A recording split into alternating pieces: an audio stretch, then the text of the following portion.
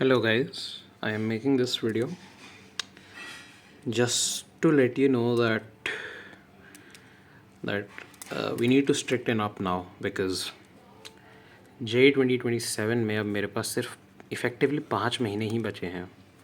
मेरी 12th okay इश ही जा रही है, नॉट गुड। मेरी 11th मैंने 75% to 80% कर रखी है, but still neither have I practiced enough questions, and now I don't think I'll score enough in any mock. So my current situation is that neither this is good, neither this is good, neither this is good, neither this is good. मेरे marks अभी current mocks में are below 180 and we are hard stuck because हम coaching को follow करना चाहता हूँ, मैं अपनी कोचिंग को फॉलो करना राइट, बट नहीं हो पाता है मेरे से। एंड आई फील लाइक अब मैं कोचिंग को साइड बाय साइड लेके नहीं चल पाऊँगा क्योंकि मैं हमेशा उनसे पीछे रह जाता हूँ और मेरी क्वेश्चन प्रैक्टिस कभी नहीं हो पाती है। तो for the next upcoming 5 months I am gonna try my very best, है ना।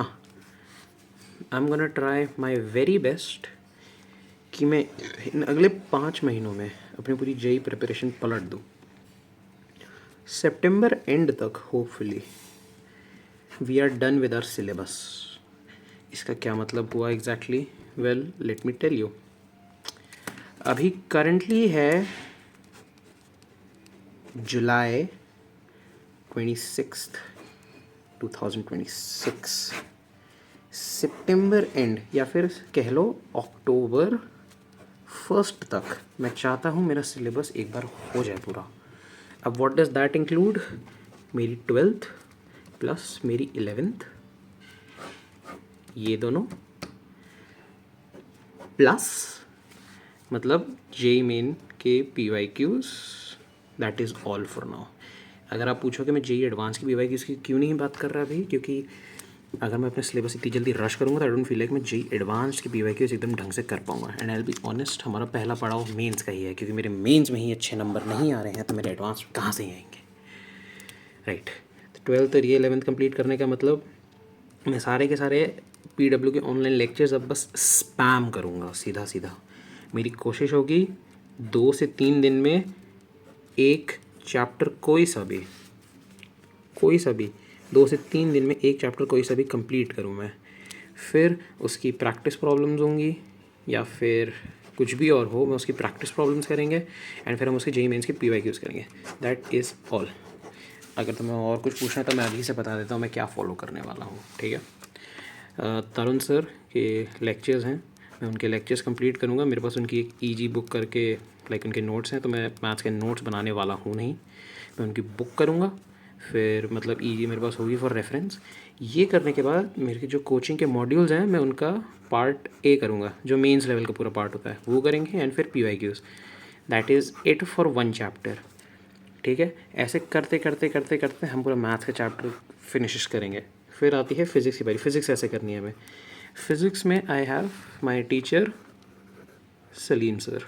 मैं उनके 2025 वाले लेक्चर्स देख रहा हूँ।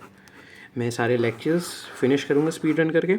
फिर मैं उन सब के लाइक कोशिश करूँगा नोट्स बनाने की, बिकॉज फिज़िक्स के नोट्स मेरे लिए आई गेस बहुत इंपॉर्टेंट है।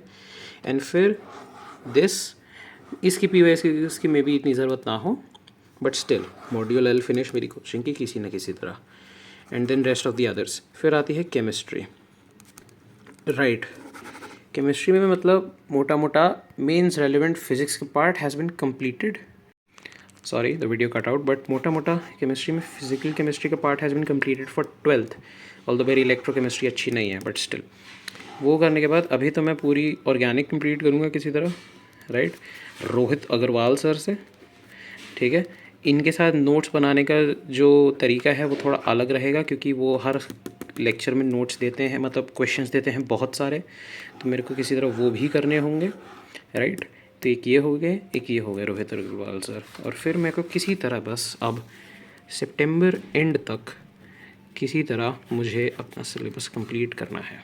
I am gonna try updating every single day कि मैंने आज क्या किया, आज क्या नहीं किया, आज क्या किया, आज क्या नहीं किया. This is going to be the real PKM series, right. मैं अब और रिस्क्स नहीं ले सकता. अब रिस्क क्या, this is the biggest risk I am taking कि मैं अपनी कोचिंग को पीछे छोड़ रहा हूँ. मेरी कोचिंग में मॉक्स होंगे, मैं उनमें नंबर नहीं लाऊंगा, ये मुझे पता है. बट मेरे को किसी ना किसी तरह अब अपना रिज़ल्ट ठीक करना है. मतलब मुझे अपना रिज़ल्ट ठीक करना है क्योंकि अब मुझे कोई नहीं बचाने वाला. And this is the real true fact.